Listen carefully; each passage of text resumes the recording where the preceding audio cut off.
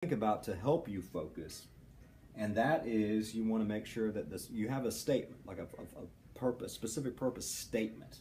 Usually it's to inform my audience that, something like that. But you need to use a full sentence. Don't use a question, because that's not a statement. Avoid figurative language, limit it to one distinct idea, don't be too vague. And so here's some bad examples. Barbara Jordan. That's not even a sentence. That's a topic. That's not a purpose statement. And if you don't know who Barbara Jordan is, go check her out. She's awesome. Bad example. Who was Barbara Jordan? I don't know. I do. But that's not a purpose statement. That's a question. To inform my audience about Barbara Jordan, that Barbara Jordan rocked the world. Yeah, she did, but that's too figurative and doesn't really say anything. Bad example. Barbara Jordan was a good member of Congress, a good speaker, and she had a keen fashion sense. That's got to be 3 speeches. Limit it to a single idea. And I'm already giving you stuff because I'm, giving you leadership. Don't be too vague to inform my audience about Barbara Jordan. Oh, cool. What? What about her? Okay, so we'll get to some good examples soon. And this is you questioning me, blah, blah, blah, blah. The purpose statement and the thesis ain't the same thing. Now, one of the things, I sort of disagree with the book here. It talks about composing a thesis statement. It says the specific purpose describes in action form what you want. This is on page 51. What you want to achieve with the speech. The thesis statement concisely identifies in a single idea the speech. It says, however, the thesis must be clearly stated because the entire... Where is it? Postpone development of main points, it says. Whether the speech is the thesis statement purpose of the statement made is true or is believed. The speech is then developed from the premise. It presents facts, blah, blah, blah, blah. I would not do that. Here's what I would do. I would find your main points and then write your thesis. That's what that says. So, oh, by the way, with your thesis, it needs to be a sentence as well. Don't use a question here.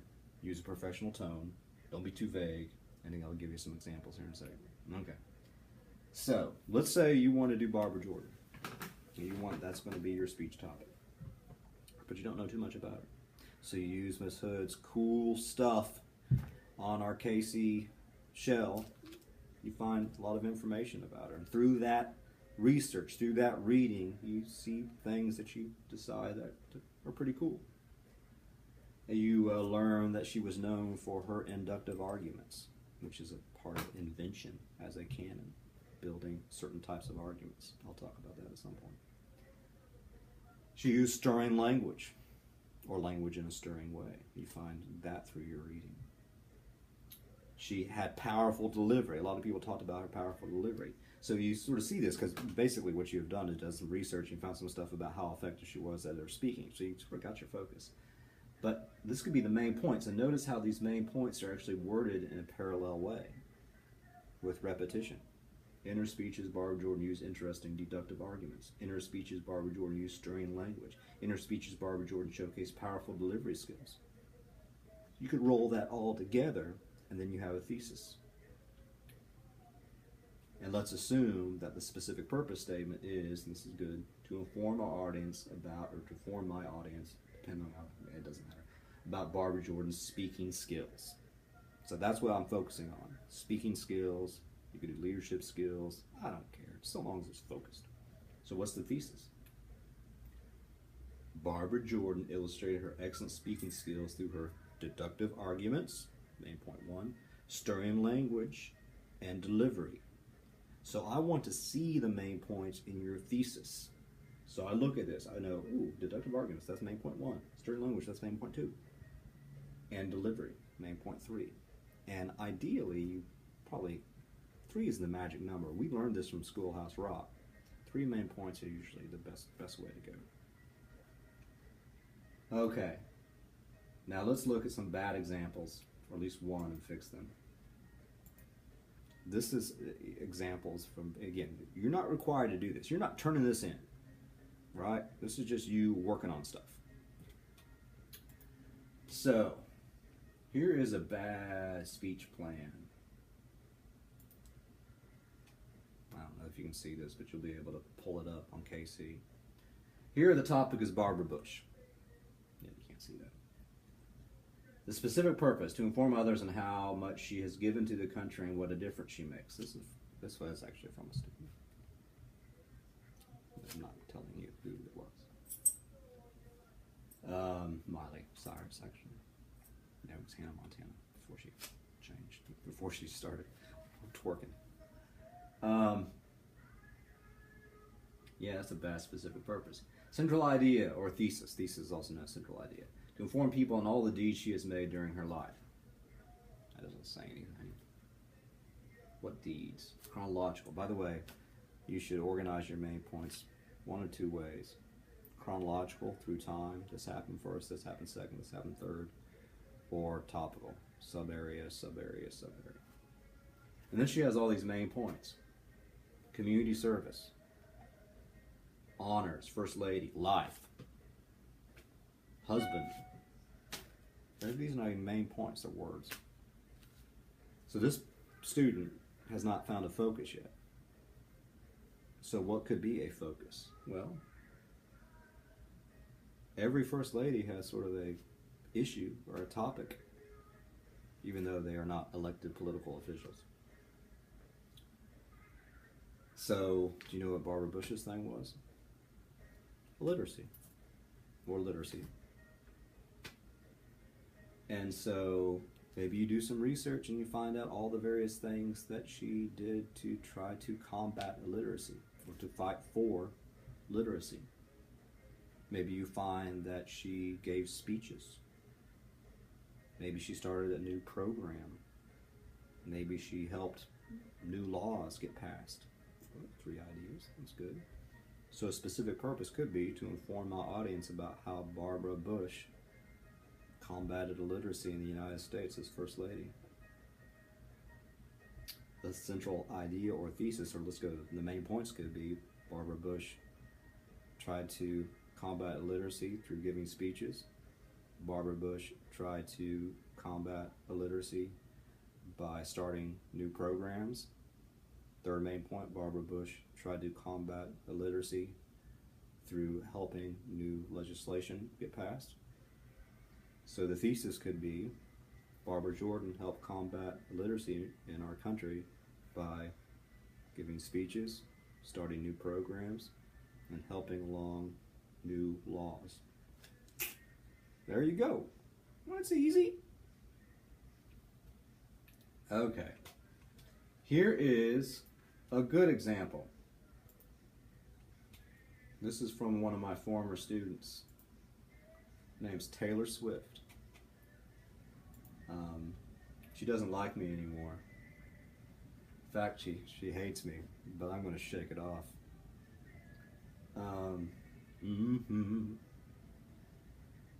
Okay. Taylor is talking about Sojourner Truth. You know who Sojourner Truth is? You should. Check her out. So, it's a specific purpose to inform my audience about how Sojourner Truth used the power of public speaking to fight for equality in the United States. That's a pretty good specific purpose statement, Taylor. We ain't starting with a blank slate. Thesis. Sojourner Truth used the power of public speaking to fight against slavery through her famous Ain't I a Woman speech, 9.1, her speech to the American Rights Association, and her speech during the 8th anniversary of the abolition of slavery. That's clear. I can see the main points, and they run through time, so it's chronological organization. And then main point 1, you can go read this, but Sojourner Truth used the power of public speaking to fight for equality in her famous 1851 Ain't I a Woman speech. Full sentence, using repetition. Main point 2, Sojourner Truth used the power of public speaking to fight for equality in her 1867 speech to the American Equal Rights Association. Main point 3, Sojourner Truth used the power of public speaking to fight for equality in her 1871 New Year's Day speech in Boston to commemorate the 8th anniversary of abolition. That's a good speech plan. And you got it all mapped out. Then you can write your full outline with all the support and everything like that. Again, I know you can't see that, but it's magical. Go take a look at it. So that's the idea with Chapter 7. Hopefully that's helpful. Now, let me end with chapter 23 and 25. I'm only at 39 minutes. Unless we want a commercial break. We want a commercial break? My house is a mess, by the way. I'm sorry about that. Hey, Finn. What's going on? What you looking at outside? Who do you think is your favorite political leader? What'd you say? Tell me. If you don't, you want to whisper? Want to whisper? What? Lassie? No. Who do you like? Do you like the dog whisperer? Good boy. Say bye. Say bye. Go. There's a waggy tail. Wag that tail. There's a globe too. Okay. Back to it. So.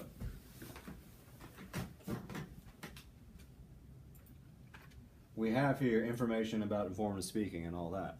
Okay, so your first speech is about informative speech.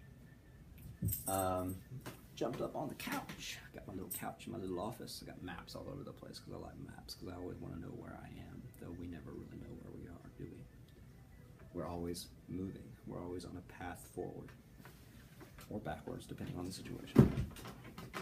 Okay, so here's our Q&A here. You're saying, what's this informative speaking all about? Me.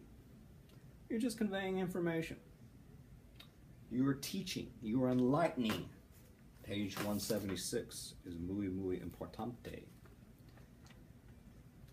176. My niece, who's 9, is in a Spanish immersion school, public school in Oklahoma, Tulsa, Oklahoma. I'm from Oklahoma, where the wind comes sweeping down the plains and the waving wheat. Oklahoma, where the wind comes sweeping down the plains and the waving wheat sure as wheat as the wind comes right behind the rain. Gotcha. Better sing that in the morning. But enlighten rather than advocating. So you are not advocating. This is important to me. So your political leader, whoever it might have been, obviously all political leaders have some sort of political leanings, right? You are not necessarily advocating for those perspectives.